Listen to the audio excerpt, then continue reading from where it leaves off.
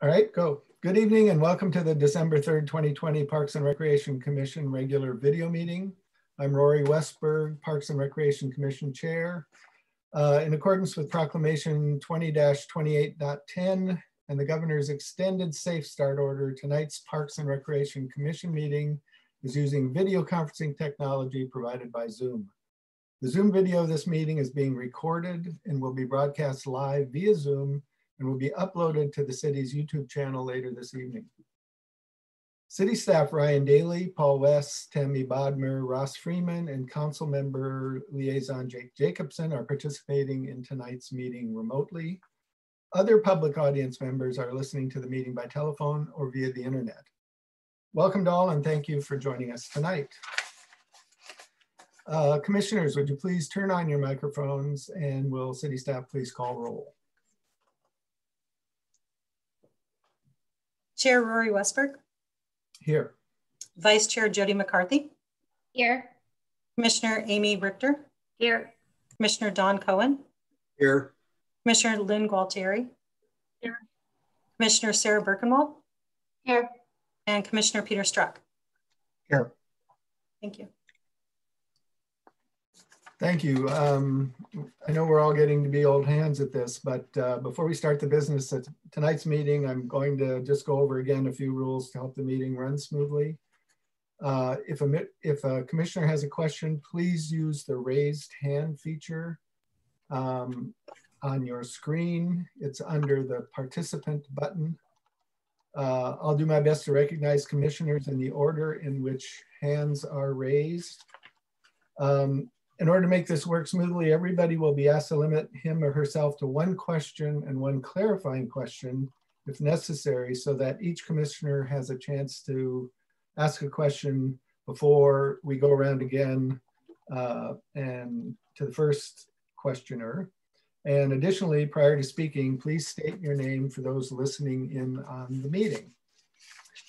As a first order of business, we're going to approve the minutes from last month's meeting. So may I have a motion to approve the minutes from the November 5th, 2020 meeting? I'll move approval. Thank you. Is there a second?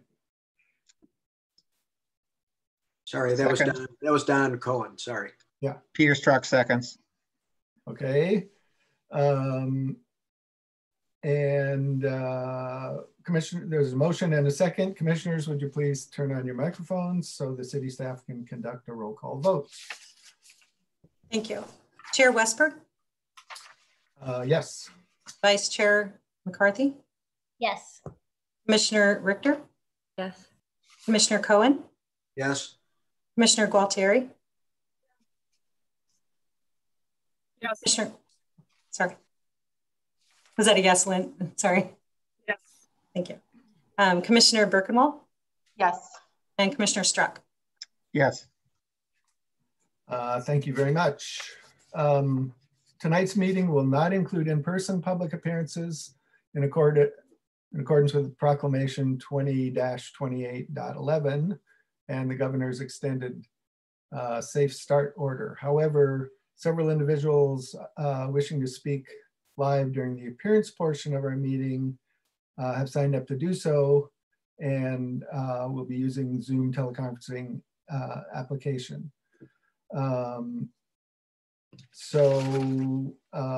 With that, I'm going to ask, well, the ground rules for this are the same as any meeting. When it's your turn to address the commission, be sure to speak audibly, state your name for the record. Your comments will be limited to 3 minutes, and I will provide you with a 30-second and 15-second warning when your time is about to expire. Tammy, is there anyone who has signed up for appearances that wishes to address the commission? Thank you, Chair Westberg. Our first appearance this evening will be Miss Meg Leopard.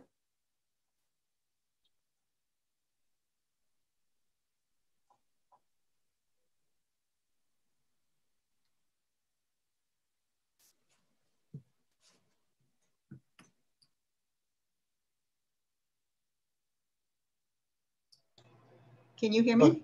Go ahead, yes. Oh, great. Thank you very much. Meg Lippert, Mercer Island. I very much appreciate this opportunity to appear before you. I'm opposed to the proposal before you to widen the Cross Island pathway in Aubrey Davis Park by 2 feet on each side. And I hope that you will oppose this proposal for 2 reasons: protection of green space and citizen safety. Our green space is a treasured part of our Mercer Island community, and I hope that you will oppose any efforts to chip away at it foot by foot. Because it seems unlikely that in the future there will be a way for the city to acquire more parkland, the parkland we have now needs to be vigilantly protected, and it now falls to you, our Parks Commissioners, to be advocates for preserving our green space for future generations. As a grandmother, I'm also concerned about citizen safety. I, along with many others, expressed this concern during the 4 evenings I spent at the Aubrey Davis Park Master Plan focus groups. Wider paths do not make the pathways safer. In fact, they make them less safe by allowing bike riders to go even faster. The safest path for pedestrians is a path prohibited to bikers, but the next most dangerous is a wide swath of pavement that simply encourages bikes to speed along it like a roadway. However, in spite of strong opposition to wider pathways in the Aubrey Davis Park by many residents during the Aubrey Davis Park Master Plan focus groups, it seems for some reason that city staff has recently added a new element to the plan, quote, a 2-foot clear zone on either side of the trail to provide pedestrian refuge, end quote. A, quote, pedestrian refuge, end quote, is only needed if bikes take possession of the trail by their dangerous speeds and unwillingness to give adequate leeway to pedestrians, especially children. Wider paths will do nothing to protect children and pedestrians. Wider paths will simply give bikes leeway to go even faster. And in addition, adding 4 feet of impervious surface to the trail, 2 feet on each side, will make a walk through the park feel like a walk along a road, not a walk on a pathway. And with bikes zooming past, it will also approach the danger of a walk on a road. In addition to limiting the paths to 10 feet wide, every measure should be adopted to avoid bike pedestrian collisions by the city, including 1, seriously reducing the speed of bikes by establishing a speed limit of 10 miles an hour and posting that speed limit on large signs in both directions and at each ingress. 30 seconds. 2, installing bumps, adding signs, and whatever other means are available to slow bikes. 3, committing to a system of speed enforcement by active police patrols and/or by an electronic speed check system that measures speed and photographs violators of posted speeds for ticketing. And 4, limiting the trail width to 10 feet wide, which will not only preserve green space and save money, but which will slow down speeding bikes and make the park safer for park users, especially our Mercer Island children. I want to thank you so much for your service to our community and your passion for parkland. Thank you. Thank you.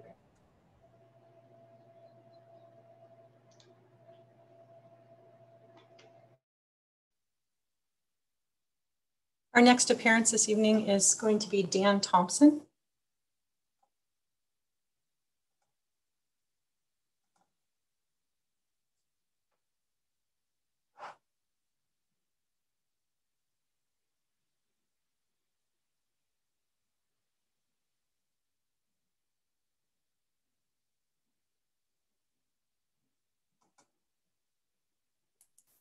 Can you hear me?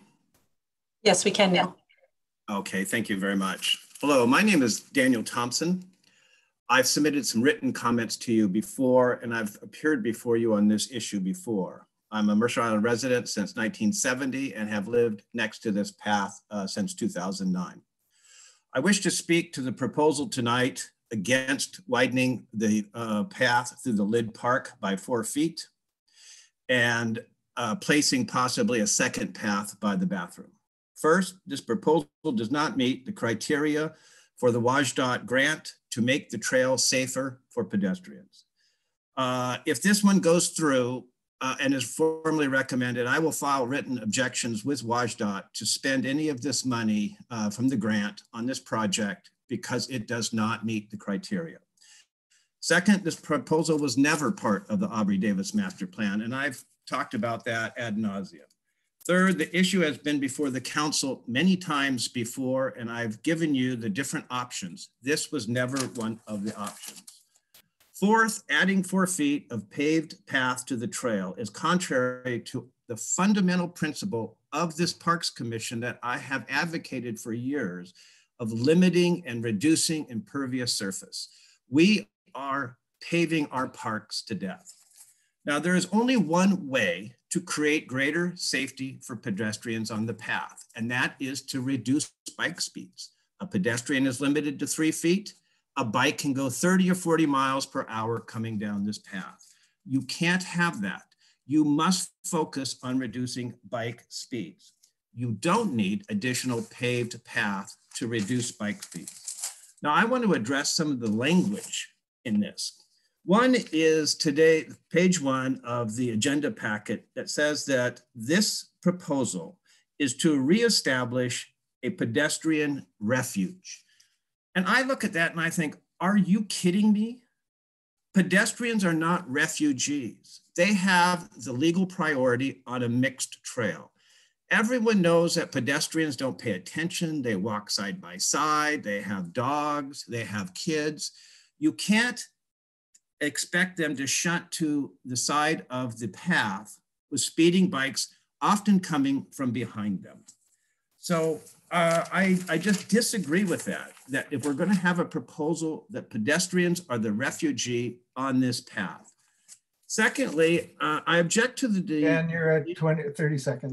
I object to the deletions in the proposal about the intensive recreational use on the stretch of this trail contributes to user conflicts, as well as the language that's being deleted about the topography and the steepness. I have seen this for years. I don't think that the council will ever approve this. I have really supported this Parks Commission, and I would ask that you not hurt your credibility by accepting this proposal. It is not the right method to create safety. Thank you.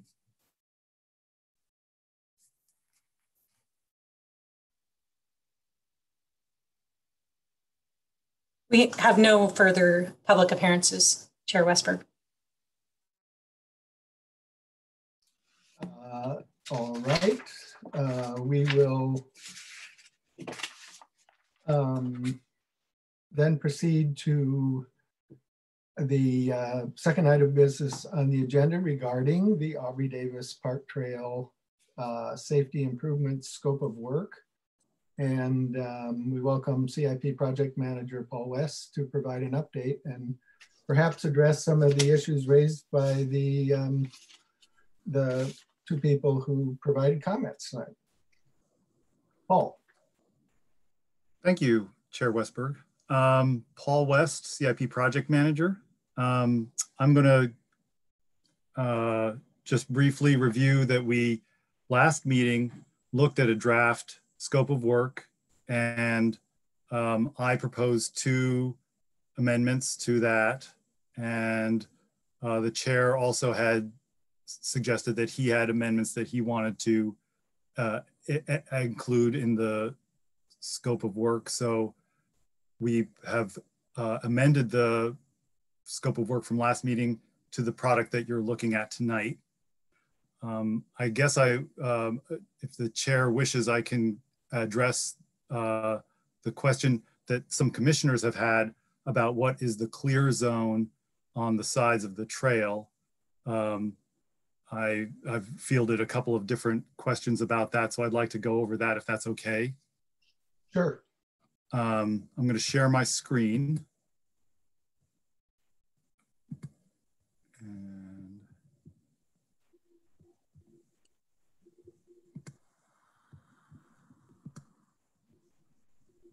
okay, this is a view of the Aubrey Davis master plan that is the final plan that is on the web. We're looking at the section on the trails, and this paragraph in the middle of your screen says the trail through the Lid Park is currently 12 feet wide, is confirmed by a park survey, and would remain this width going forward. In both cross sections, the plan calls for 2-foot clear zones or shoulders to be constructed or reestablished. These shoulders will be allowed to grow grass, moss, or ground covers to create a transitional edge on the sides of the trail that is walkable, does not impact necessary sight lines, and is free of overhanging vegetation. So that and I'm down below this. Oops. I'm gonna scroll down slightly. Down below is a diagram on your left, which shows physically where the 2-foot clear zone would be located on either edge of the trail through the Lid Park. So this is what the master plan is calling for as a clear zone. It is how it is constructed. We need to work with an engineer to figure out, but it is probably going to be some kind of sand and gravel and dirt mix so that it can grow grass or ground covers and support people who want to step off the trail and be stable for those people. I'm going to show you now. I'm going to stop sharing my screen. I'm going to share another screen.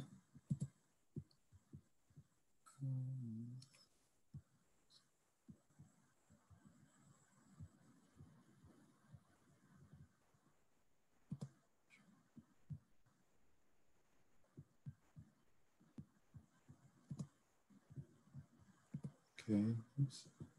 Sorry,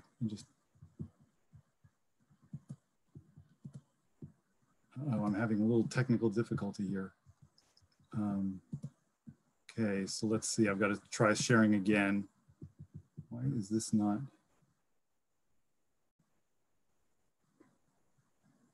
The screen that I want to share is not showing up. I had a picture of the edge of the trail that's in more detail menu for screen share, so I won't do that. But basically it was a picture of an actual close-up of the trail where you see the asphalt edge. You see over time that the dirt or gravel that was on the edge of the trail when the trail was constructed has eroded away, exposing some larger stones and rocks. It also shows the overhanging vegetation that has grown over the edge of the trail over time. And the idea is that vegetation would be cut back so that there's 2 feet of clear zone at the edge of the trail, and that the surface adjacent to the trail asphalt would be brought up to the level of the trail and made out of a material that could be compacted and yet grow grass or ground cover. So that's basically what the picture that I had illustrated.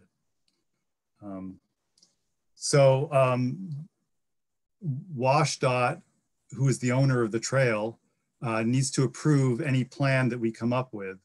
And their typical trail cross-section calls for shoulders on multi-use trails.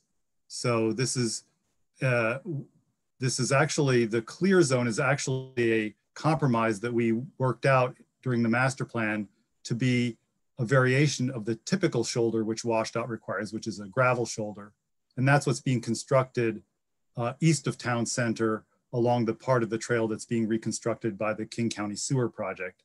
Through the Lid Park, we specified a clear zone which is supposed to support vegetation rather than just be bare gravel. So that's what clear zone is. We have a couple of questions, Paul. So I'm going to go ahead and go ahead. And then Dawn with questions. Jody, I just wanted to clarify, Paul. So what you're saying is we're not adding more impervious surface to the parks for the pass, and also to clarify that these trails are for multi-use. There's no options on it to make it to change the way that the use of the trails are. The shoulders are pervious right now. They're a gravel base with whatever is growing on top of that. So we would not be changing what the shoulders are currently consisting of. As to your second question, when we were in the process of the master plan, we asked WashDOT if we could exclude bicycles from the existing trail. And they said the only condition they would allow that in would be is if we provided a second trail for bicycles, it was equivalent to the current facility. And we proposed to the council two routes that could be bypass trails through the park. And council decided that because of the concern about impervious surface, council rejected both of those options. So there is no option for a bypass trail for bicycles in the master plan. So there is WashDOT there's no real way that WashDOT would allow trails to be excluded from this trail. Thank you, Paul. Peter, go ahead.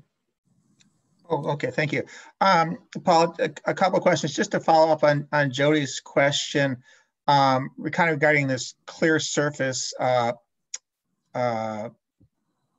zone. As I understand it, I mean, the subsoil structure, if you will, would be, would create the stability that you talked about.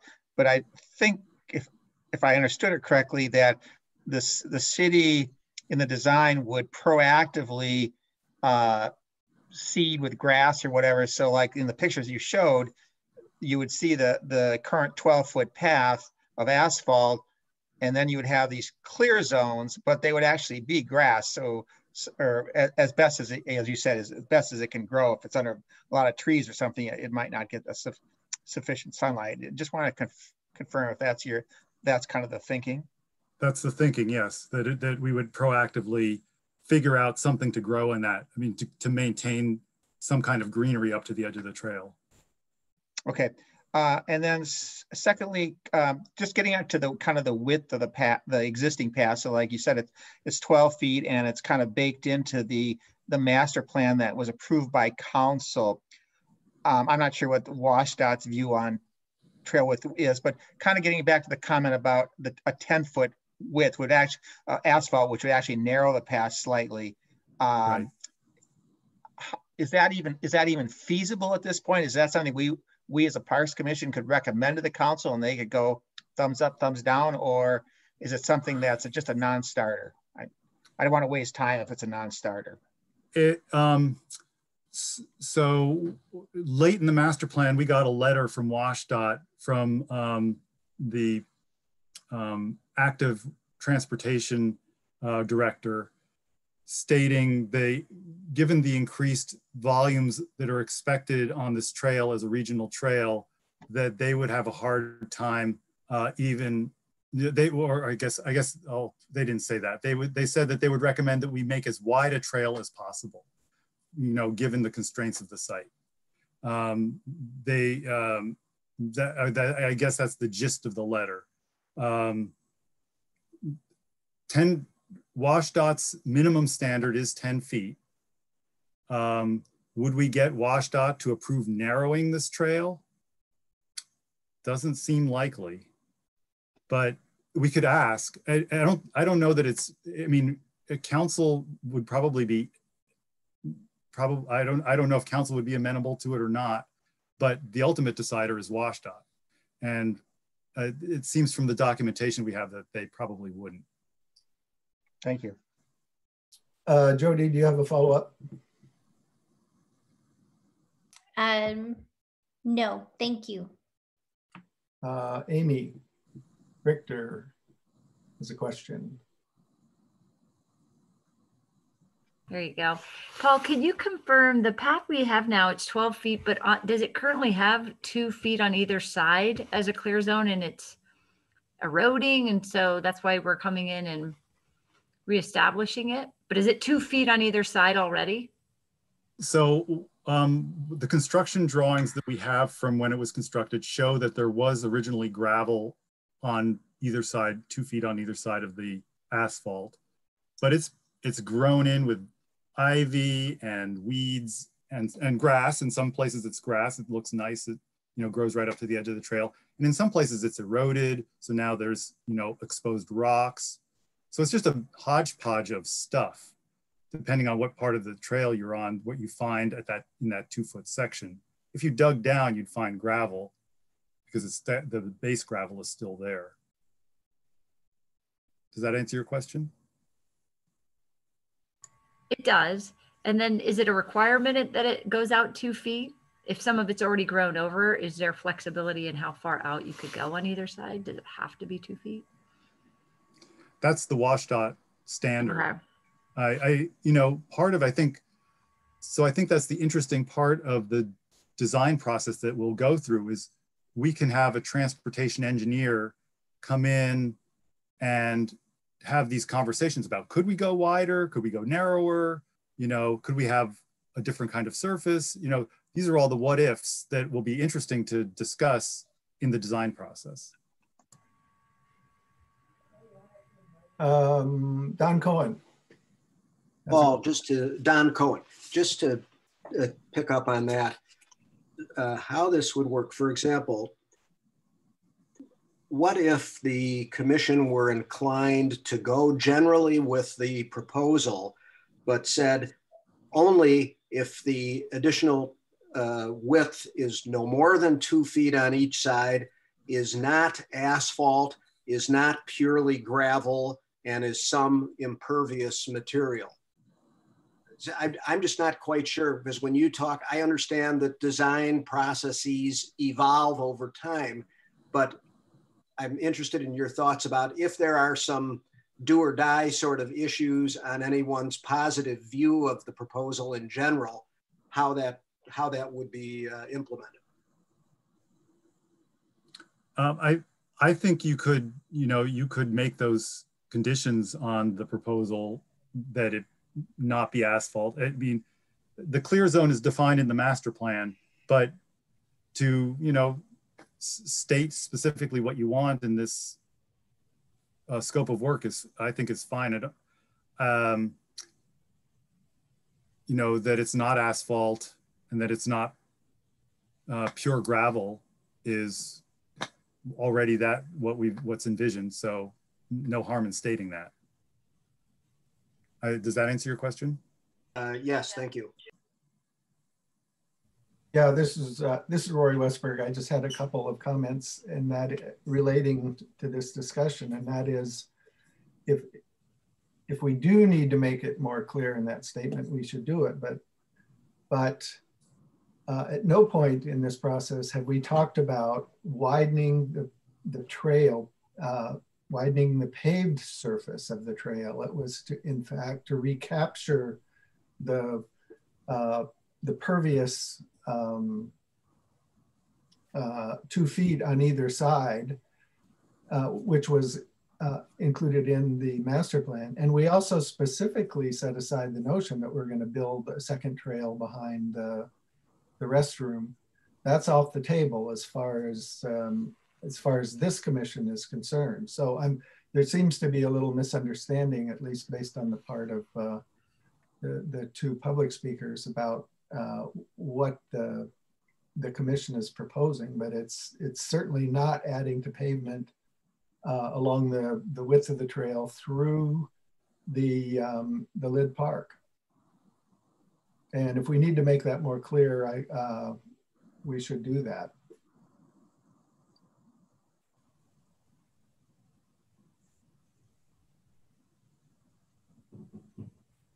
Any other comments or questions on this or concerns? Jody McCarthy, can I say something, Rory? Yes. So way back in the before times when we had our last meeting, I had said that when I looked at the trail in its entirety, which, you know, starting in Seattle and going all the way through to Issaquah, I imagined Aubrey Davis to be like a town on a highway. And when you go on the highway and you're on your bike or in your car, you go really fast. But when you're coming up to a town, there are signs and indications that, hey, there's going to be things here that we need to slow down and take our time and be more cautious. And that was our goal going through the park, was to create traffic calming for the bicyclists so that they understand that they can't just speed through. I believe that we suggested having signs to show different routes that people could take if they wanted to be on their bike and wanted to go fast, that there are different routes that they could take so they're not going through, trying to speed through the park. And we also met with the Arts Council and talked with them about different ways to incorporate art to encourage the calming in the on the trail, so that it would make it more of an enjoyable experience for everybody. And I really feel like we're going to be able to accomplish that with what we're doing here with the trail through Aubrey Davis. Thank you. Lynn, you have a question? Yeah, I wanted to know if this proposal would involve more maintenance costs due to like keeping up that 2 feet on either side and cutting back the vegetation. Hard to say that it's going to cost more because we already go along the edge of the trail and weed eat it on a regular basis. We cut back vegetation on a regular basis. We just don't cut it back as hard as we would need to establish the clear zone. So there's going to be some incremental, probably additional maintenance, but it's not anything we don't already do. It's just maybe a little bit more of what we already do.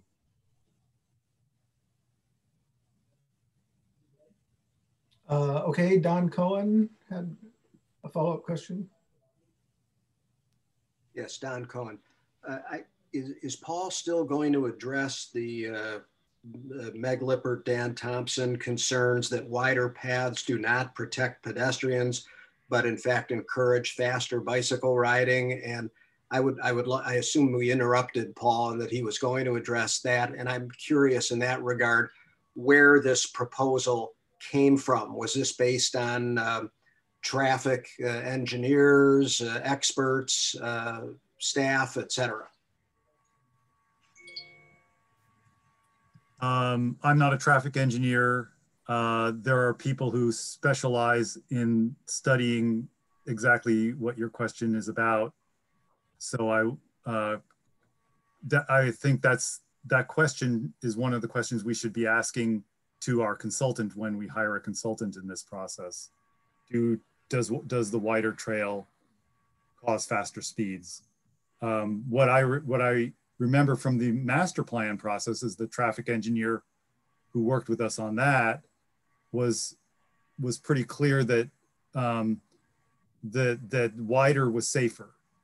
Wider gives more people the ability to move at different speeds. And that's why the national standard is going to the 14 feet plus 2 foot shoulders, because there's so many different kinds of trail users now that you have, slow bikers, fast bikers, pedestrians of different kinds, and you need more space for that. And I forgot your second part of your question. Well, I think maybe you attempted to answer it. I'm uncomfortable with like approving going forward with something if a consultant yet to be retained and do work is going to weigh in on whether wider is better or worse. I understand what you're saying about the previous work, whenever that work was done.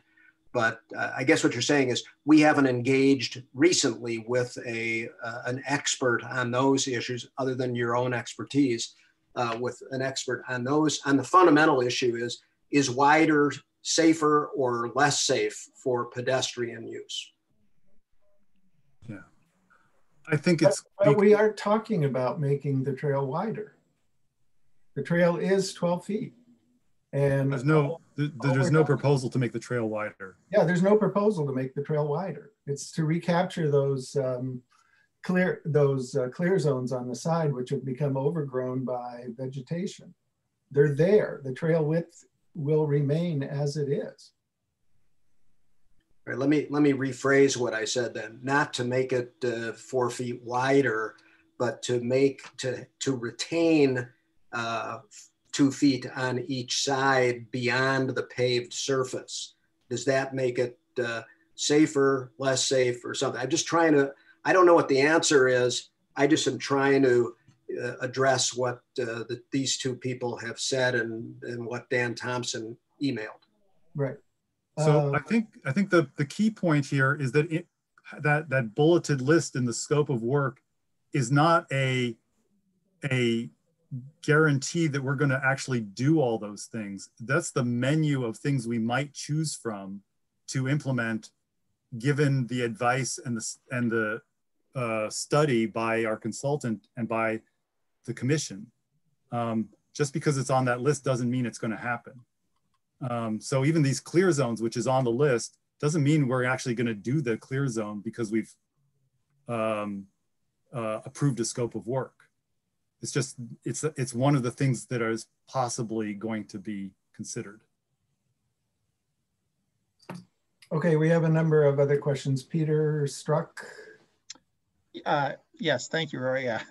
Very good discussion this evening. Paul, I guess to kind of to your last point about, well, that all of these various bulleted, are just really ideas, and I get that. But then I guess I think kind of to maybe Don's point, I think the commission at least should inform the consultant about what the community thinks. And so, and clearly kind of the two, I'll call them hot issues tonight, are trail speed limits and this clear zone.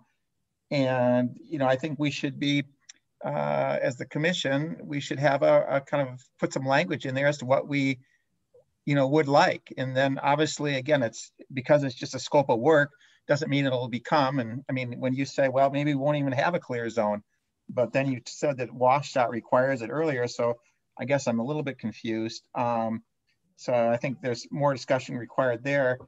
And then I think on the trail speed limits, I think, and I know that's just a measure, but again, I think it would be valuable if the commission expresses some, what's the right word? Some view or perspective as to what they think, should be. Is, show of hands, is 30 miles an hour okay speed limit?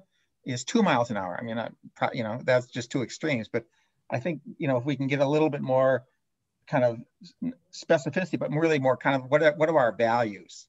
That's what we're kind of missing here.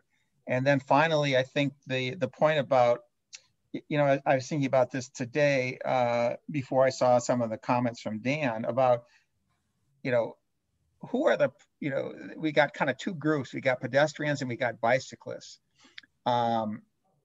And I don't know what the numbers are, but I would suspect that pedestrians far outweigh bicyclists. I don't know if it's 70-30, 80-20, whatever it is. And so I think you would almost say, well, shouldn't we be designing the trail kind of for the majority? Understanding that, yes, it is a regional trail and so forth. But I think to Jody's point about, yeah, when you come to a city, guess what? Speeds are lower. So thank you. Sarah Birkenwald. Sarah Birkenwald. I was just going to say, maybe we brought this up before, but our idea or our concept of space now is so different with COVID. And I know when you're on the trail, everybody's trying to go as far away as possible. And I don't really foresee this as stopping, for a while. So I think that having that buffer sort of on the side may be kind of foreseeing something like the change in our use of trails. Because I know a lot of people feel uncomfortable being close to other people, not just safety, but in a new way we think about space. Thank you. Amy? Oh, thanks. Yeah, I just want to get some clarification. A little confused, Paul, what you said, and followed up by Peter. The clear zones are required by WashDOT, are they not? You have to have them. They are part of the standard trail cross section that WashDOT has. But here's the thing, this is why we're doing this, is because if a traffic engineer that we hire as a consultant lays out a design that is defensible by a traffic engineer, WashDOT may approve it, especially if we're working with WashDOT all the way along and bringing them along in our process. So standards are standards, but they can be changed, or they can be bent given a justification. And we would have to make that justification to WashDOT. And so that's why I think we're getting a little ahead of ourselves by trying to frame this a little too tightly. That's my opinion. Jody McCarthy.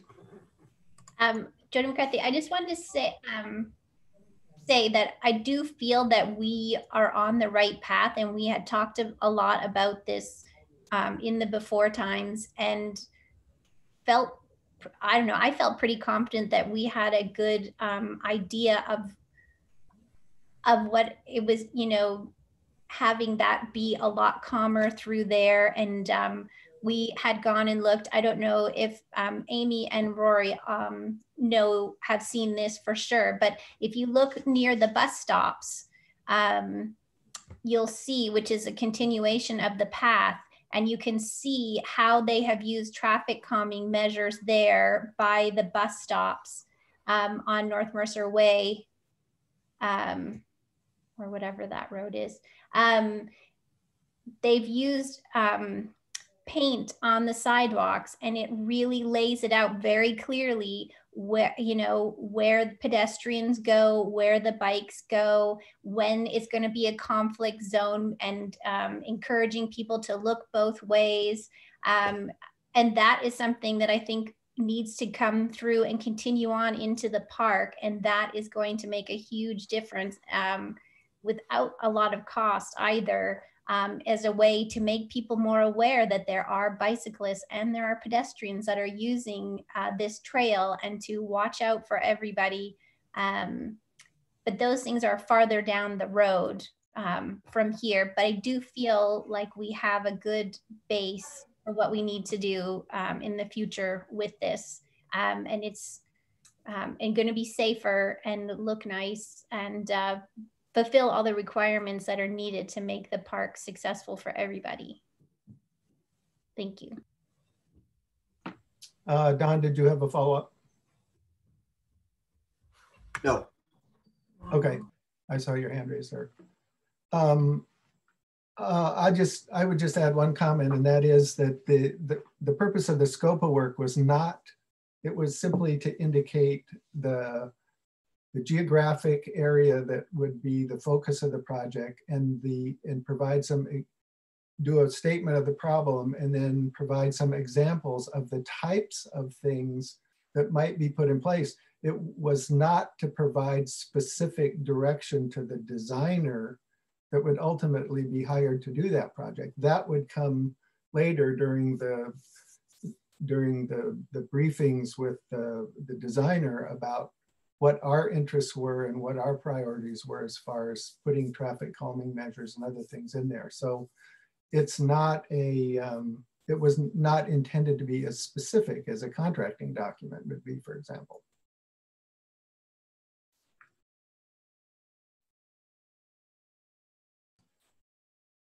So we need some very good discussion. We need, Peter, you have a question? No, actually, I had some language. Okay.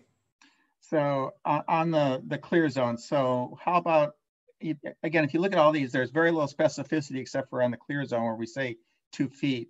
Could we say something along the lines of, quote unquote, clear zone, comma, as needed on either side of the trail, and just leave it at that?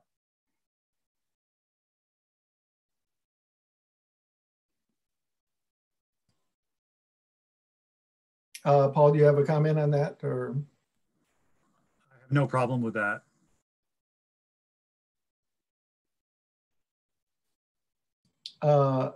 Any other suggestions for specific language changes to the document that was sent out? Or problems with language that's in there?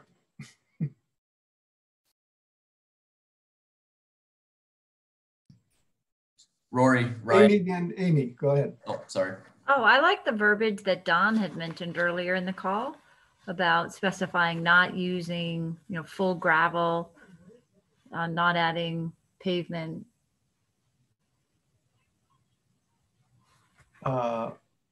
Just making it clear that there's going to be no addition of paved surface to the trail. Yeah.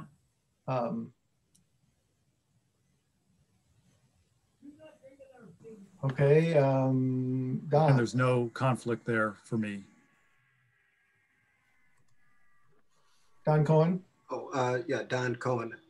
I mean, I'd kind of prefer that. I do understand better now based on Paul's comments and Rory's explanation of what the process going forward is. But sometimes processes gain a life of their own, as we all know.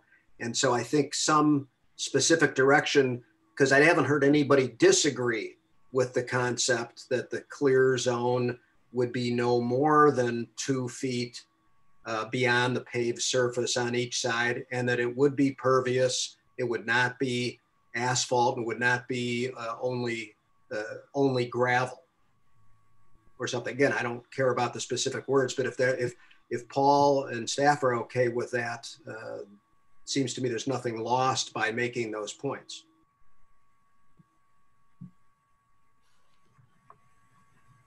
Okay, any other comments? Suggestions on moving forward? Well, we have two options, I guess. One is to take the changes that, or give Paul the opportunity to make revisions to the scope based on the changes Peter suggested and Don suggested, and then come back, circulate that out to the commission, and then come back to the next commission meeting for an approval. We are running up against a time deadline, so we're still okay, right, Paul, as far as being able to get this done by, what was it, May that we needed to be? We need this definitely by the next meeting, if not this meeting, because it has to go to council, and council, it'll take a month or two to get it on council's plate, and then it has to go to Department of Commerce, and that takes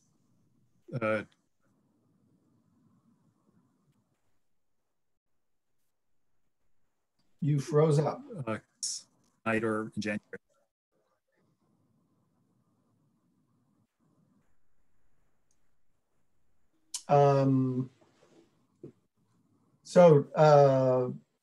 What's the? Rory, Don Cohen, I'd be okay with delegating to the chair and the vice chair a review of revisions, consistent with what's going on. I'm not sure where Peter's stands now, if we're going to have more specificity or not, but he can speak to that. But I would personally be okay with delegating that. And obviously, if you have any concerns about it, then we'll bump it to the next meeting. Would you like to hang on a second? Peter, you have a comment? Yeah, just to follow up on Don's point, I'm fine with delegating. I think, you and Jody, I think, have a pretty good sense of kind of where things need to head. So you can wordsmith. Okay, and Ryan, you have a comment?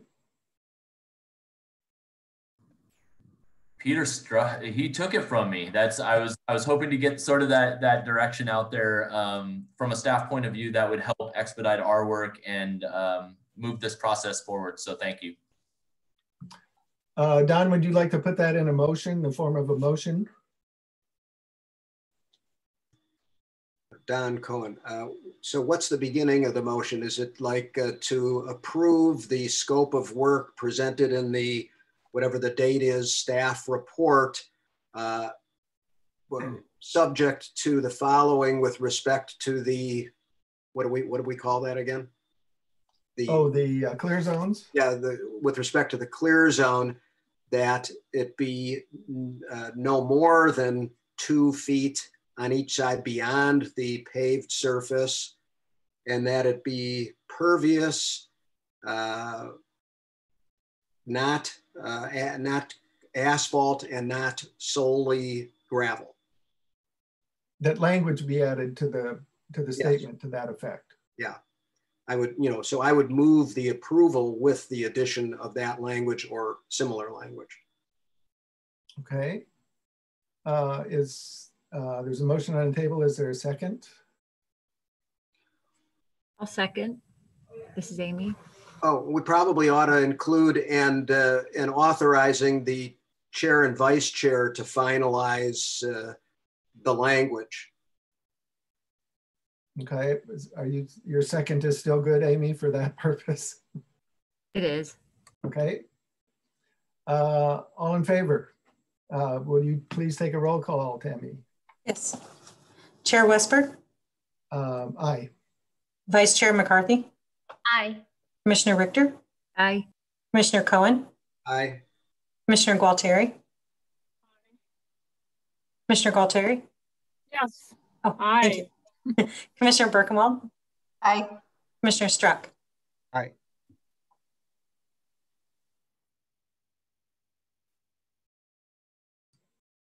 Okay, it looks like the motion has passed. I would just say that if anybody has any thoughts following this discussion about language or whatever, shoot that in to Paul with a copy to Jody and me, and we'll try to get together sometime in the next week or so and work in the changes. And Paul, did you capture Peter's language, or Peter, could you send that to Paul? Okay, great. I just want to, Chair, I would just like to caution that commissioners not CC you and the vice chair, because that's a potential OPA issue. Oh, okay. I thought they would have to CC everybody, but I'm still learning. So what you can do and what you can't. I'm thinking this is probably a good time to take our 10-minute break before we wade into the next topic. So let's do that. By my watch, it's 6:22. So how about 6:30? We'll cut it a little short, but we come back here at 6:30 and take up the next item of business. And it would be good if you make sure you muted and stopped your video while we're on break. So we'll reconvene at 6:30. All right.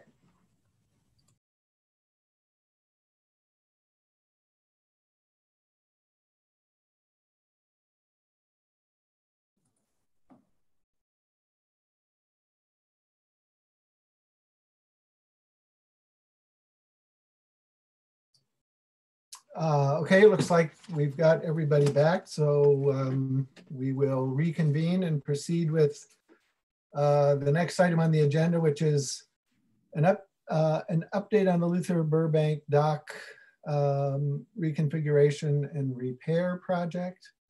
For this, I just wanted to mention, for this particular piece of the agenda, we're going to get additional information from Paul and from Ross Freeman, but where we had hoped to get to at the end of this discussion is agree on a process for moving forward for how we're going to consider this or deal with this item as a commission, and then look at the work or talk about how to use the work that hopefully all of you have done in filling out the matrix Paul sent out, looking at criteria and whether or not, the question of whether or not we should consider that criteria as far as evaluating alternatives for this project, and if so, whether it's high, low, or medium, high, medium, or low importance.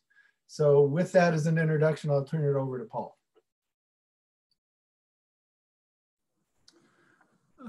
Thank you. Paul West again.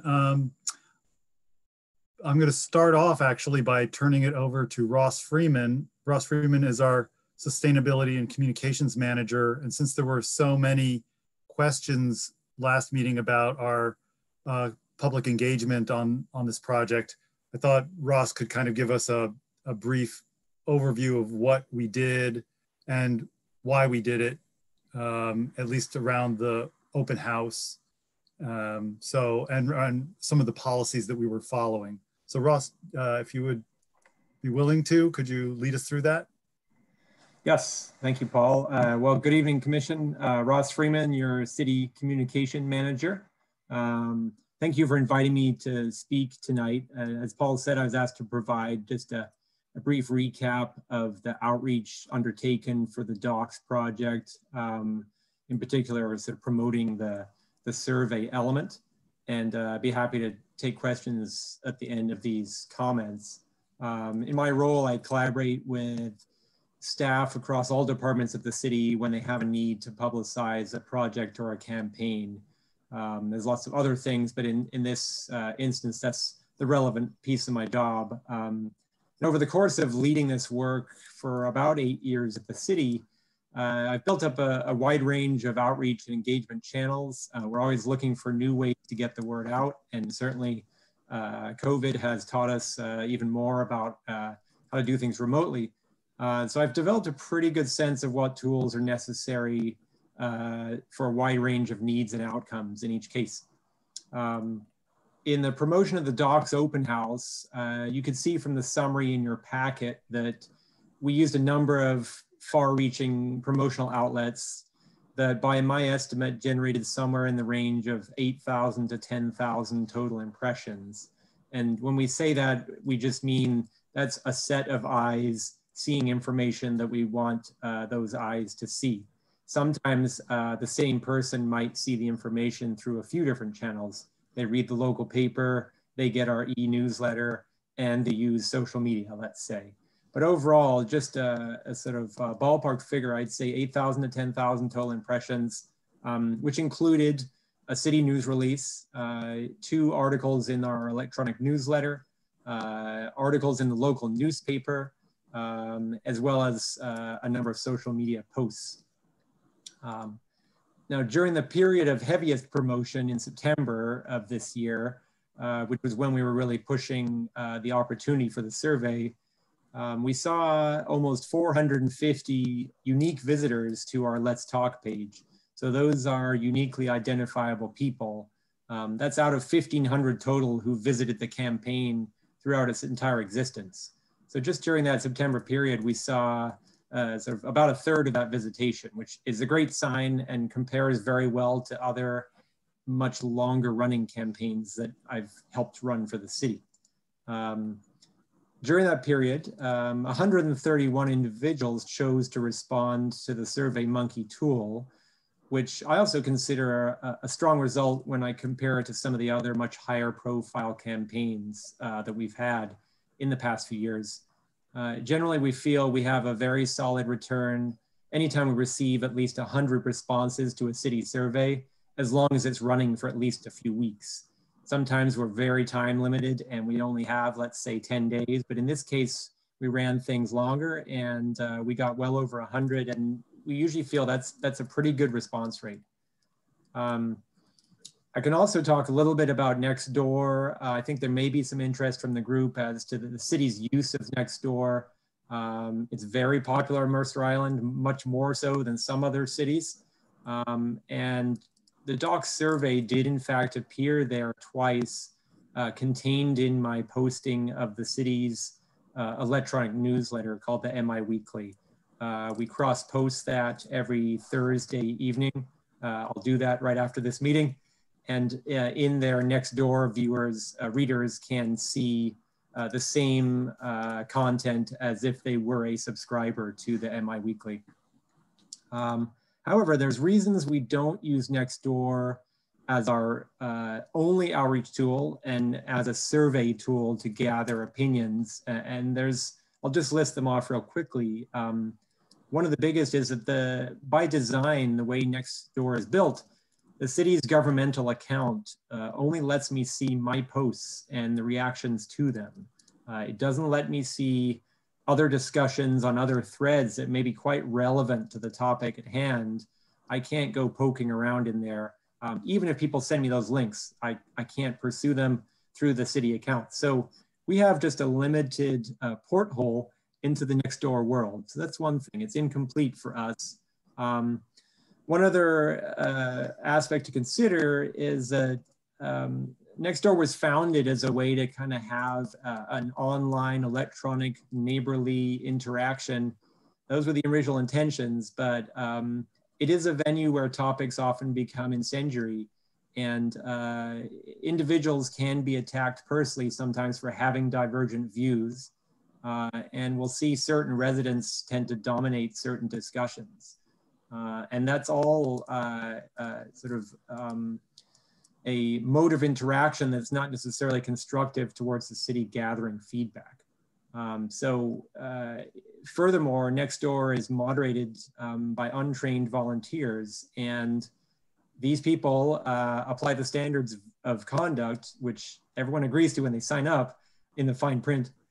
Those conducts are applied to very different degrees by different moderators. So because of all this, and other reasons, we launched Let's Talk as a more welcoming venue where no single person can dominate the discussion, where if there are personally abusive comments, they're removed by independent third-party moderators, not us, it's by the vendor. And it's where public comments and questions can be viewed after the fact in perpetuity as long as the campaign's running for the benefit of all. So if one person's asking a great question, it's very easy to go in on a Let's Talk campaign, and lots of readers can see that answer.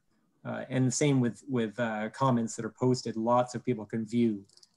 You don't have to register or be a member of it to look at the content. That's another aspect of Nextdoor. You have to have joined it to see what's going on there. So with all those aspects in mind, that's why we find Let's Talk very powerful as an engagement tool and a way to interact with a wide range of people at a time and place that's convenient to them.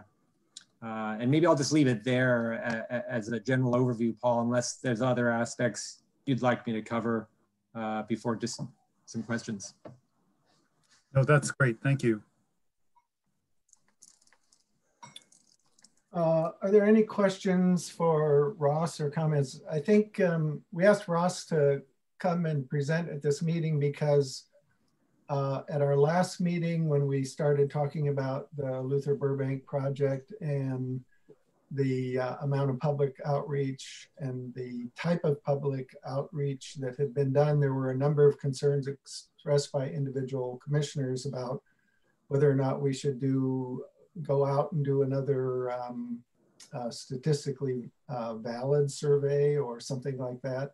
So the real question here is, do we need to take is there interest on the part of the commission in taking a step back at this point and doing more public engagement, more public outreach? Paul mentioned a couple things in his report, open public forum, or some sort of a values clarification survey, or putting out additional articles or information.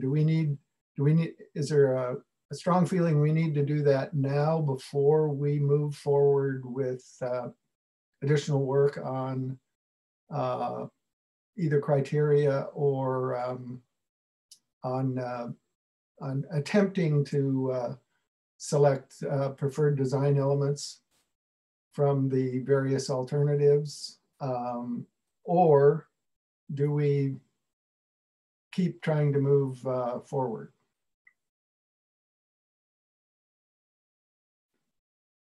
Peter, go ahead.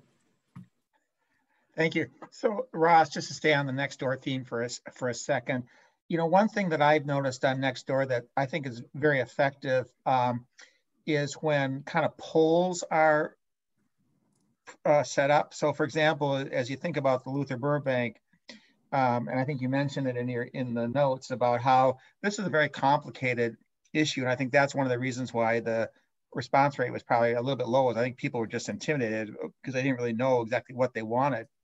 But if you kind of go to a higher level and you'd say something on Nextdoor about, let's say, do you think that at Luther Burbank Park, you know, food services should be provided, you know, yes or no, or something like that, something fairly simple people can grasp.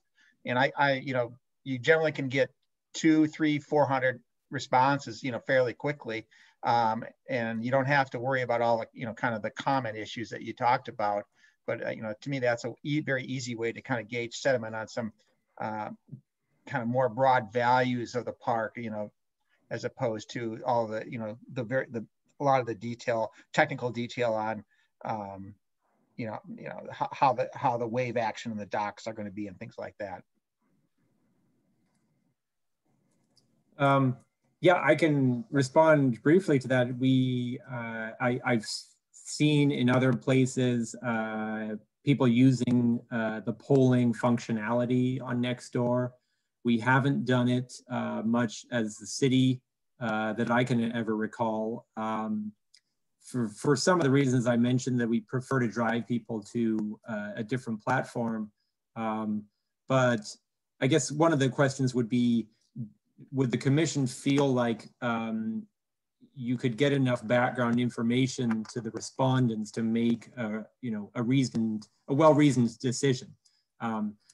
You'd have to at least, I assume, give some supporting context as to what is this question about and what are you answering, versus just having the snippet without the context around it.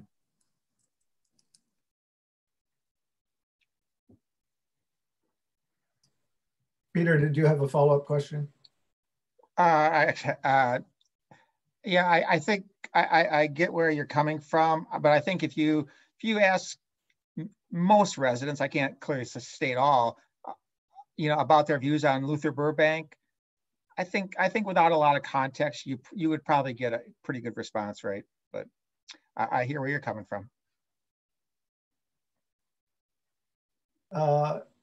Any other questions or comments for Ross? Don Cohen. I was one of the people who raised this point at the last meeting, and even though I'm not entirely comfortable based on the information provided and Ross's comments, I'm not inclined to sort of go back to another formal survey kind of function. Again, I'm not saying everything is perfect, but I'm not inclined to go that direction based on what I've learned since then.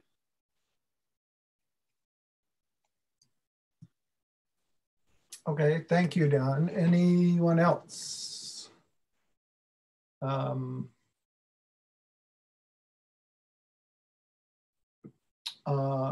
right. Well, since no one seems to be voicing concern about moving forward without additional public engagement, there will be additional public engagement in this process. It's not like, you know, that's all done, and there's going to be extensive public engagement as we move forward. It's just we're at a point where we need to try to narrow down what those range of options are, then get for the project, and then get it back out to the public to take a look at. So if there are no concerns along those lines, and the next thing we need to address, I think, is how we go about doing that. And if you remember the November meeting, Paul laid out a process and a time frame for the whole board to address this, starting with the last meeting. It was an ambitious one, to say the least. At the last meeting, dealing with trying to agree on evaluation criteria for this project. And then at subsequent meetings in December and January and February, applying those criteria to specific design elements or components of the project to come up with a preferred alternative by February. Now we're already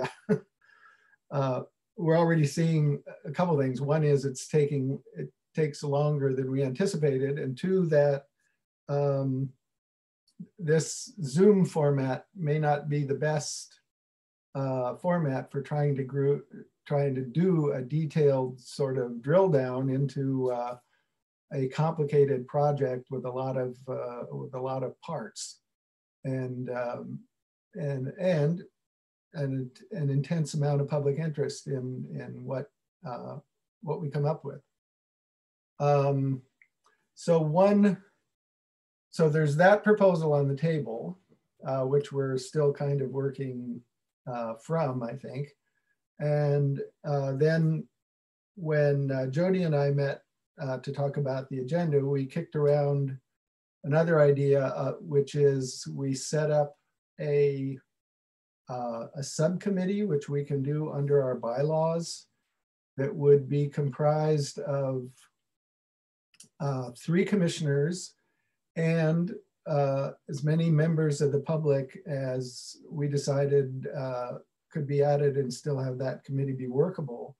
That would be another way of engaging more public input in this process. But reach out to some of the stakeholders or some of the people that were active in the earlier comment period and ask them to be part of this subcommittee that would then do the deep dive into criteria, evaluating the various elements, project elements, and bring of the alternatives, and then bring that back to the overall commission for review, question, comment, and ultimately a recommendation that would go forward to council.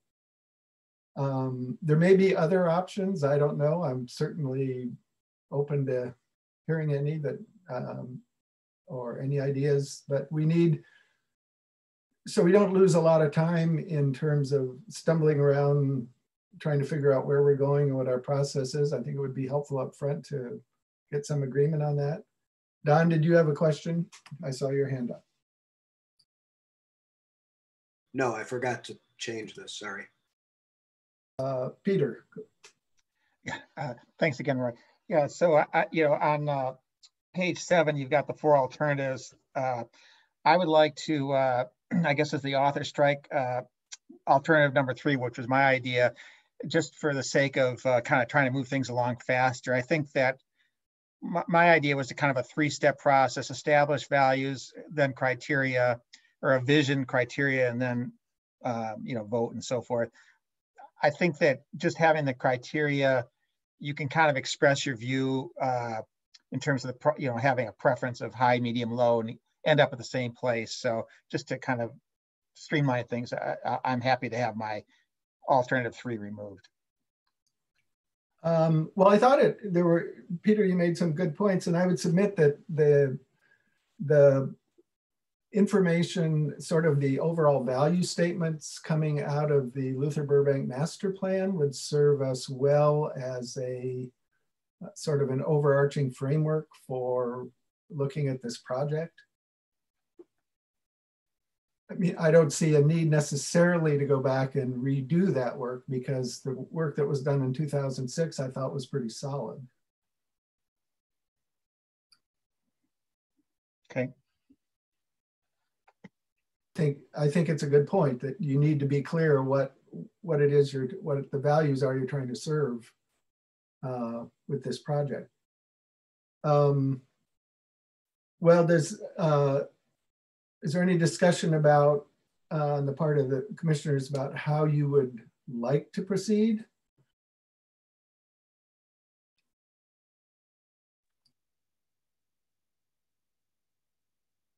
Lynn, go ahead.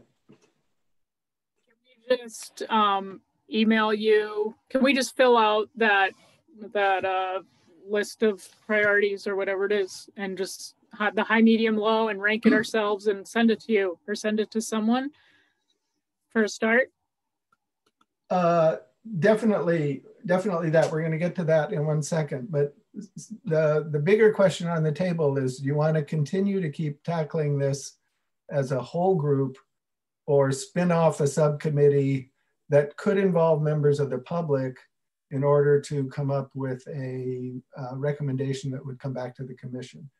Forming that group might take a little while, but it would be another way of addressing concerns about public involvement and get potentially interested public individuals involved in reviewing alternatives. Can I just ask a follow-up? So reviewing alternatives or looking at that list? Because it seems like that list seems pretty exhaustive, and even from our limited public engagement, it didn't, there wasn't just a consensus, it was kind of all over. And so isn't that where that list, how that list evolved? So I feel like we've got so much in that list. What are we asking the public for? And then remember at the very beginning of this discussion last meeting, when I asked Paul, I said, is there usually public opinion on these types of projects? And he said, not usually on these types of projects, but now we've like launched off into this huge, like, we got to get more public opinion. So I guess I just want to clarify again, is it to make that list even longer, or is the public opinion for the design alternatives? Well, I'll try to respond to your question, and then Don, I see you've got your hand up, so I'll go to you. I think the way Paul had envisioned the process working was the list of criteria is step one. So step one would be to take that list, refine it down so you've got a good tight set of review criteria to use, and then apply those criteria to the each of the elements of the project. Paul mentioned that even though they're grouped as an alternative, in fact, as alternatives 1, 2, and 3, in fact, you could decide based on the criteria that you're going to take the dock design from alternative 2, but the shoreline, a modified shoreline proposal from alternative 1, and combine them together, and that becomes your preferred alternative. So there would be, once we refine the list of criteria, there would be a subsequent discussion or discussions looking at, okay, here's the work to be done, here's different alternatives, proposals for what it would look like. What fits best with the criteria that we've selected, particularly the ones that we've deemed as being a high priority. So the first step was to take sort of I called it a brain dump earlier, of all the different ideas that have been proposed about criteria, review criteria, and send them out and have you guys react to them. And yes, I think we're not going to spend the time in the meeting to go down item by item, commissioner by commissioner. We'd be here till tomorrow morning, reviewing each of those criteria. So I think the best thing to do with that material would be to send it to Paul, and he can compile it. But the question is, do we want to continue to take this on as a whole group? And if so, we'll try to look for ways to streamline it procedurally so we can get it done within, the context of a monthly meeting, or we may have to have a special meeting to deal with this. Okay, sorry about that long-winded response, Don. Don Cohen. I had 3 thoughts on this. One, on the committee idea, it sounds good, but one, you got the issue of how you select the public members of the committee, and you're opening up the criticism to that when we just decided that the public input was sufficient to move forward. And so that's, I got a few people that I would, think would be appropriate. Other people may not feel that way. Second thing is there any chance that that this this melded group is going to achieve anything other than a split decision on some of the more contentious things. And then where are you? So anyway, those are those. My third point was, and I did communicate with Paul and with Rory on this, is I didn't really understand what we were supposed to do with this. And I went through this thing, I spent a lot of time on it. And then Paul clarified it yesterday and said, well, we're not really supposed to be ranking high, medium, or low based on our personal views on it, but just whether a particular criterion is high, medium, or low issue to be considered. And then I went back and redid all of mine, because this goes to what Lynn said, the differences in people's viewpoints that we've read and discussed, it wound up moving almost all of mine into the high priority group for consideration, even if I don't personally agree with them. And so if you sent out the list, whether like this or revised, if you sent that out tonight or tomorrow, I'm not sure yet, and maybe this is what we're going to get to. I'm not sure how I'm supposed to, what the question is that I'm supposed to be answering with this. So those are my views, and that sort of influences how I feel about what the next step would be. Thank you for that input. I'm going to ask Paul if he can respond to that and succinctly state what the questions are that we're trying to answer with that matrix.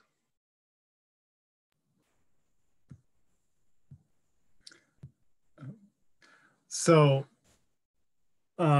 yes, I apologize, first of all, that it wasn't clear what we were asking at the outset. And I think that the question is, what are the criteria that are important to consider here in evaluating the components of this project? You can think of the criteria that we come up with as a checklist that you go down and you make sure you understand what the impacts are of a particular choice we were making based on all these different criteria. So, that's what I was imagining. I'm kind of curious what Don's first responses were, because that's also interesting. Well, you see, my Don Cohen, my first ones, for example, and this would come as no surprise to you, Paul, I was in the high range on the environmental ones and keeping the character and being sensitive to passive uses. I was lower on more power boats and things like that, congestion, parking issues, and so forth. The ADA, the sort of legal ones, and the ADA ones had their sort of own feelings. So I had a bunch of different things, and suddenly I had to go to a color coding sort of model, because then when I got Paul's thing, I said, okay, this isn't what he had in mind. And then I virtually moved, I think, almost every one over in the last 24 hours over into high, because this is a pretty comprehensive list, like right. Lynn said a minute ago, and whether I agree with them or not, I'm not sure any of them isn't worthy of significant consideration. Right. And, I'll just say, I'm really curious, I'm really interested in hearing what the commissioners actually want to see. Like you're saying, what is the values that you want to express in this dock project? And I think,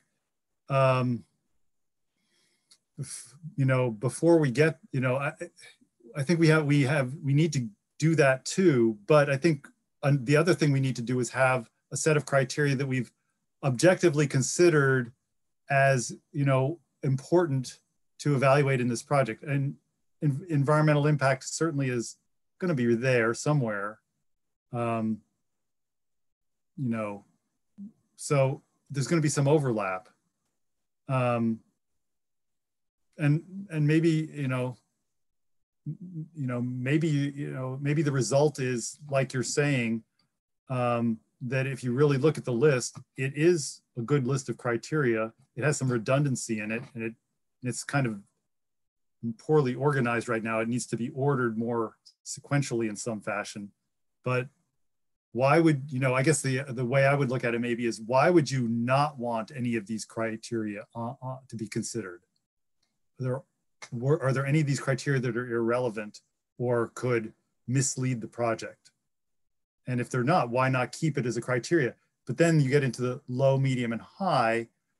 High is, this really has to be, I think maybe one of the ways to think about it is, high means we need to spend a lot of time on this one because this is really important to get right, versus the low is, that maybe could be handled a different way, or it could be handled later in the design process. It's, this is not going to make or break the quality of the design.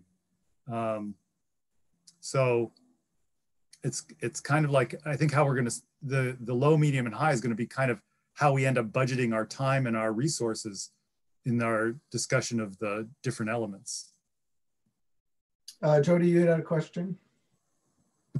Yeah, Jody McCarthy here.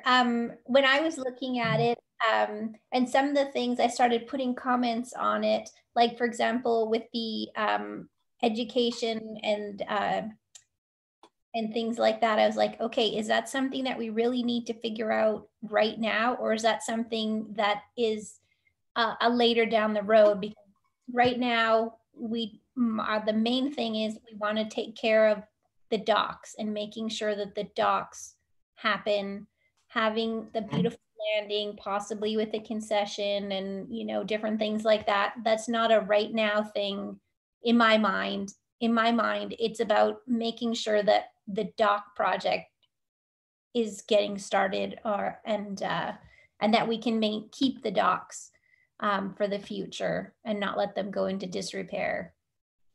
So that's how I started looking at it. So I started grouping things off, like, this isn't a right now, this is a later down the road important thing for myself when I was breaking things up.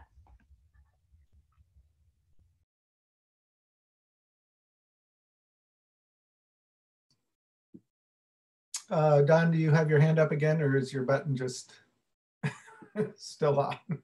Sorry. Anyone else have a comment or thought? Lynn, go ahead. I guess what I'm sort of thinking about now, after hearing what Paul is saying, is that the things that we deem high is that things that we think the public, the general public of Mercer Island that we are representing, we think this is a big potential issue with the public, like the concessions. So we personally may not care about that or want that, but we recognize that that's a hot item with the public.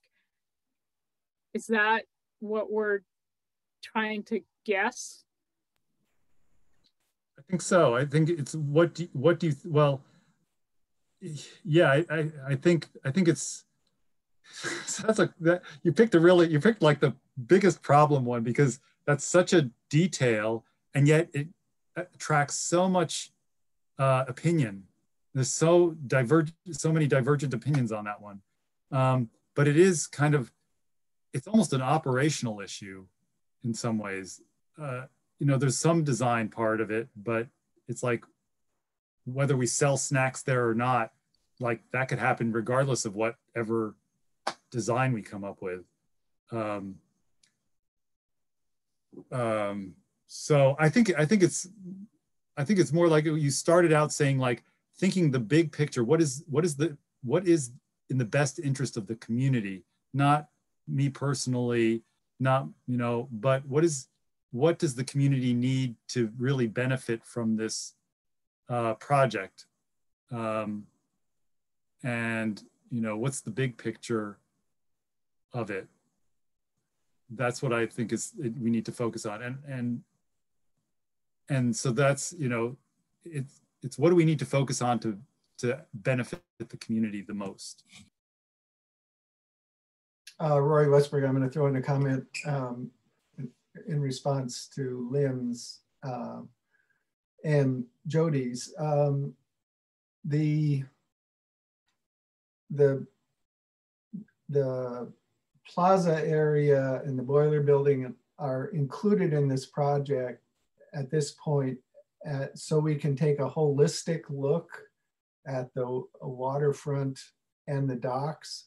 But in fact, the funding, as Jody pointed out, the funding that we're going to be going after does not fund anything on the shore. It's for the docks. And if you happen to notice in the boiler building report that Paul sent out, there's already money being in the capital budget. There's a project to do the seismic upgrades and the bathroom upgrade for the boiler building. It's in the 21-22 capital budget. And the city is pursuing grant money to take care of that work. Now that doesn't address the question of a concession, it kind of leaves that open, but the focus is the docks. That's what we need to fix. That's what needs to be repaired. And that's what we need to find money for over the next 4 to 5 years. So it's kind of easy to get hung up on all this, the ideas about, you know, rejuvenating the boiler building area and the plaza and all of that. But that's included there just so we're planning holistically. It's not part of the immediate funding strategy. And please correct me, Paul, if I'm wrong on that, but that's my understanding of where we are. What you're saying is essentially right. The nuances are that in order to do this project, all the funding sources that we're considering, all the grant sources that we're considering require ADA accessibility. And to do that, there's going to be some terrestrial needs, you know, some terrestrial portion of the project, because there's no current ADA access to the waterfront plaza. And we're very close to getting that, is there's just a short section of trail that needs to be redone. But there's also no, you know, so any element that we're going to touch, like if we're touching the docks, that has to be ADA. If we're touching the shoreline, there has to be some ADA there. If we're offering kayak, if we're bringing in a new element of kayak launching from a dock, then there has to be ADA accessibility for kayak launching. So it's, you know, there's a little bit of, and the other thing is the grant sources will fund those kind of improvements, the terrestrial improvements that are related to the water access. So ALEA and Land and Water Conservation Fund will fund those kind of access improvements. But you're right, the focus is on what's going on in the water.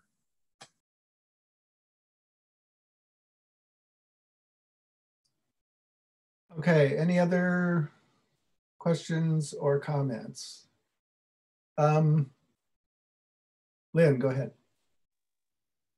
More clarification. Then maybe we should have a few separate lists and, you know, all that legal stuff, like Dawn was saying, that we have that just have to be there. So those things shouldn't be on the prioritization list. ADA accessible, it has to happen. So why is that on a list? And then don't have anything about the concessions. If we are just focusing on the docks and the water, the environment, the over coverage, you know, then just have a list of the dock elements. And let's not worry about artwork and picnic tables and concessions, mixing that in the same priority list with the docks. That's why I'm getting confused. It's like, you're asking me if I think ADA accessible is important and elements of social distancing are important, but then it's like, that's actually in a whole different category. Does that make sense, or does that make it seem more complicated? It makes sense. I'll also just say that one of the things that the grant funders are going to like is if we have taken a holistic approach. it doesn't mean you necessarily have to be going for that money, but if they see that we looked at the big picture and looked at the whole, you know, even if we're not intending with the grant funding to implement the big picture in total, that we have a plan for a big picture, it makes it look like, you know, we really, you know, have a long-term commitment to this thing. So that does help our chances of getting grant funding. That's the one thing I would say, the reason to go a little further with your planning than just focus on the docks. Peter. Yes, thank you, Rory. Just a couple thoughts. So kind of to Paul's kind of initial thought about, well, you know, is this criteria important to consider? I think as the discussion has gone along, I would just say, yes, it is. I mean, we could probably quibble on a couple of them and so forth. Maybe they're not quite as important or whatever, but I just think it's not sure that that's really a good use of time. And really where the evaluation comes in is the kind of this prioritization. And I think I wrote down, you know, Paul had mentioned something or somebody mentioned about, well, you know, where should we really be focusing our energies and resources of trying to evaluate? And that's really kind of those priority things. And I agree with, I think it was Lynn that said, you know, that, yeah, the ADA, I mean, there's probably a few things that you could just say are, you know, mandatory, and there's, you know, maybe there, you know, there's not a lot of input we would have on that because it's kind of black and white. But I do agree 100% with kind of the comprehensive view of this area. It's kind of like the, you know, city's comprehensive plan. You know, you got to think about how does this one thing impact? And I think what I look at here is how does the dock restoration, which is kind of a technical piece, if you will, but then the shoreline area next to it and so forth, and how does that, all this activity then spill over into the greater park, and, you know, where do we really want to be? And I know, and as Roy said, the boiler building, you know, is kind of a separate project, but it really isn't, in the sense that there's an intensity of use anticipated for that building that, you know, to me would impact, well, how many people do you want to draw to this area at any one time in terms of having lots of picnic tables versus few, you know, yada, yada, yada. So I think a comprehensive approach is very valuable. Jody, you had your hand up. I don't know if you still have a comment or not. And then Don. Thank you, Rory. It's Jody again. Yeah, I think that's a great point about doing, making sure that it's holistic. Doesn't it sort of show that we've been looking at the whole plan by the survey that we sent out to everybody to fill out, showing the potential for the plaza and things like that? Would that not be counted as looking at it as a holistic thing, Paul? Yes, I think that's exactly, that's the kind of holistic thing they would be looking for. Don? Don Cohen. You know, Lynn talked about, you've got sort of the legal grouping that's a little different from the other ones. You also have the cost related ones, right? That it's a little different. It's, you know, cost, ongoing and out of pocket, revenue generation, those kinds of things. They're not the same kind of thing as some of these. I'm not saying they are unimportant, because they're obviously very important to some people. I'd sort of be inclined, depending on what staff thinks, going with what Paul said a half hour ago, that staff was thinking about reorganizing some of these and into, I can't remember what you said, Paul, that there were some redundancies, or there were, you know, and now we've talked about some categories, and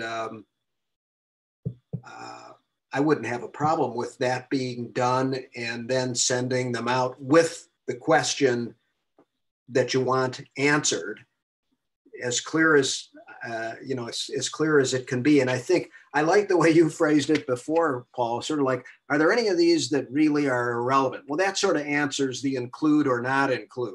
All right. And I had include on virtually all of them, other than a few that I thought the monetary ones for this purpose were less important to me than some of the other ones. But I wouldn't start taking a lot of stuff out of here unless it's redundant, and I'd regroup in a way that makes sense, and maybe staff with input from the chair and vice chair, if that's appropriate, or designate somebody else as well, Peter or whoever it is, and then send it out with the question that you want answered on the high, medium, or low scale, and see what we get. See if it is useful and is moving you forward. Because that's going to be useful to have regardless of whether you even decided you wanted to have a committee.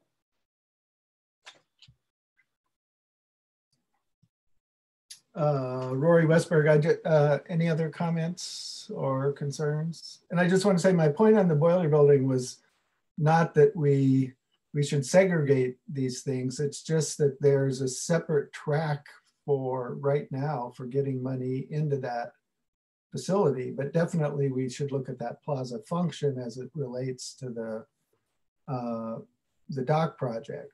But it's, but we have to, we're sort of playing this game that we have to come up with criteria that work with the granting agencies, or we won't have any money. We won't get, the project won't get funded. Let me try to summarize where we are. I think what I'm kind of hearing is that we take another shot at this. We revise the list, make it more clear what the input is that is being sought, and then send it back out and have the commissioners take another shot at it. Is that, can hold thumbs up or something like that? Is that kind of where we're at? And for me, the questions, basically there were two questions being proposed. One is this criteria even relevant? So that's the yes or no, or include or not include. And then if it is relevant, how important is it? Is it high, medium, or low? Is that, Paul, is that what you were looking for?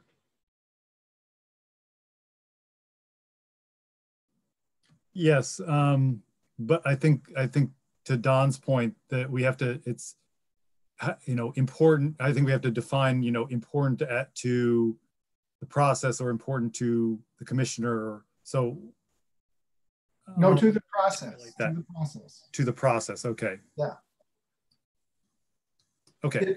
It might help if we take this approach and try to fill this out again. It might help to go back and review the three alternatives, and as you're looking at those criteria, ask the question: does this help me make a choice among the various proposals? Does it really help inform my choice about what this project in my mind should look at, given the values expressed in the Luther Burbank master plan, and about the park and what we've said to date about the project? Does that make sense?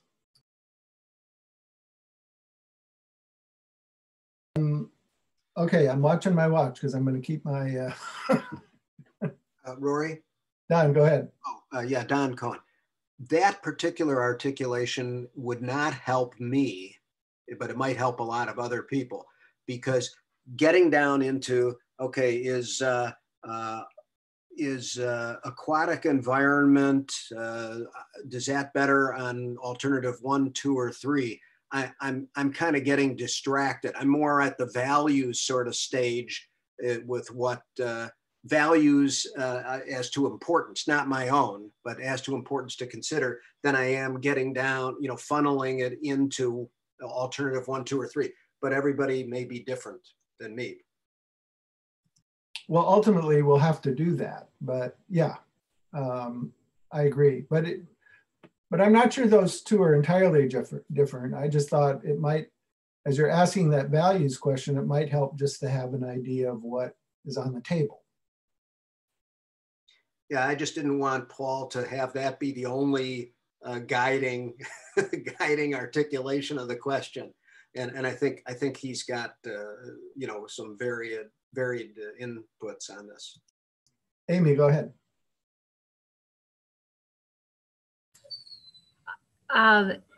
If we do go this route where Paul sends it out, I think getting that question in terms of how we evaluate this is going to be important, because I'm going back and forth. Like I'm hearing it and I'm like, okay, I get it. And then I'll hear something else and I'm like, I don't know. Am I evaluating this criteria list based on a value or based on whether it's something that needs to be brought up? So I'm just going to give a scenario, like the powerboat access.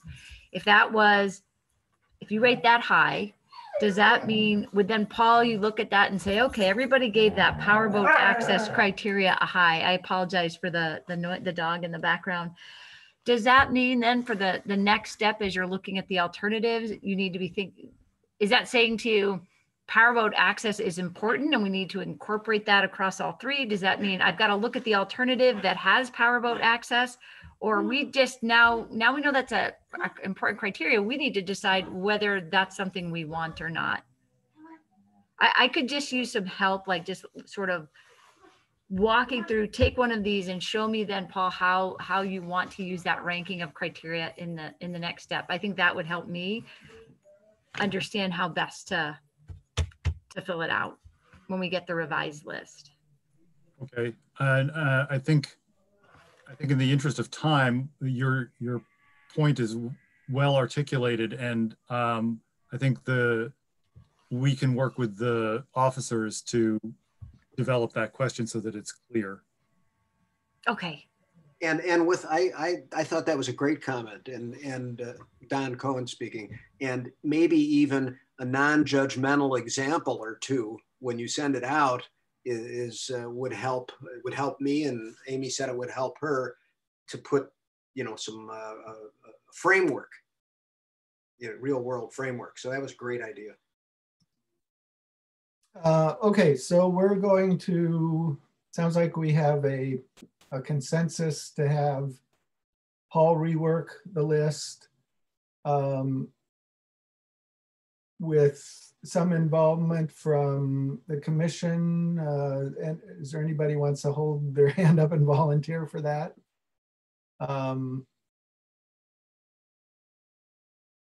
Nobody wants to volunteer? I'm surprised. Jody and I will do it probably. And get it back out. We'll get it back out well ahead of the next meeting so that you'll have a chance to look at it, ask questions, get answers to your questions before you fill it out, and send it back to Paul. So what our goal would be for the next meeting is to have sort of a compiled result of everybody's vote, okay? All right, and we also decided we're going to continue to plow through this as a whole group, is what I heard. All right, great, thank you so much. It's a complicated topic and a complicated project, and it's going to be interesting getting through it, I think. Let's see, next up, we had a department report and update. We've got 5 minutes to make our our deadline. Ryan, can you give us like a 2-minute version? Thank you for a great meeting. I would be inclined, if the commission is okay, to send my PowerPoint out with some written information included. The only item that I do want to bring to the commission's attention will be, and if you've watched any of the council meetings, City Manager Bond spoke to this, is we are removing some dying and dead trees in Aubrey Davis Park. Gosh, I want to say it's about 100 trees. So just be aware of that. That'll be included in the report that I send your way. But as long as the commission's okay with me short stepping this one, I'd like to get us out of here on time.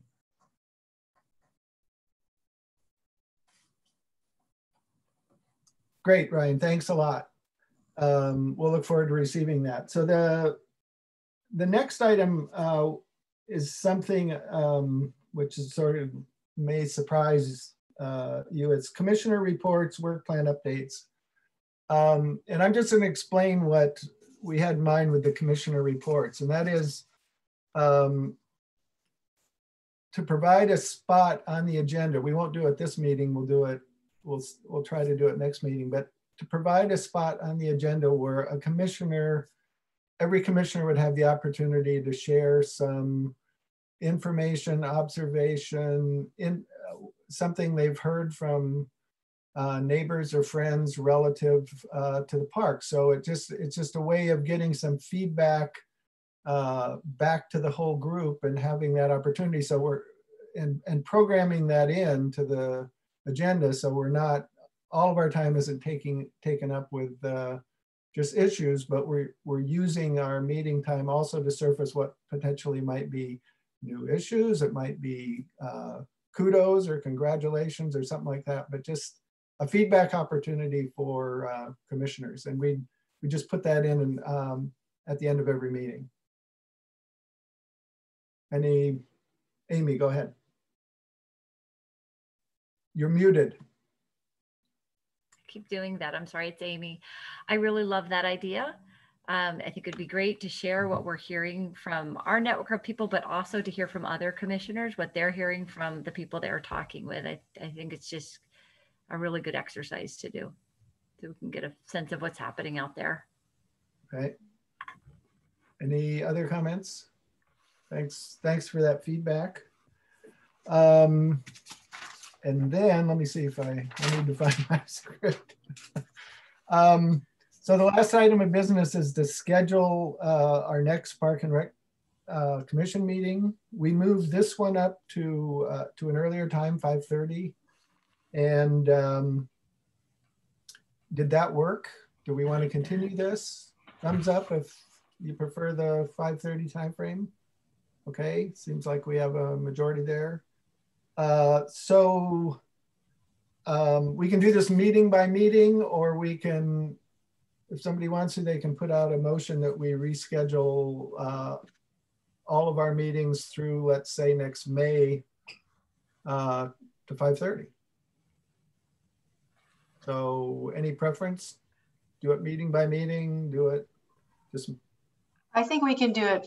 I think during COVID and we're remote, 5:30 is good. For me, it is at least. Okay, would someone like to make a motion? I'll make a motion. This is Jody McCarthy, to change our start times during Zoom meetings to 5:30. Okay, is there a second? A second. This is Sarah Birkenwald. A second. Okay, Tammy, if you're still there, would you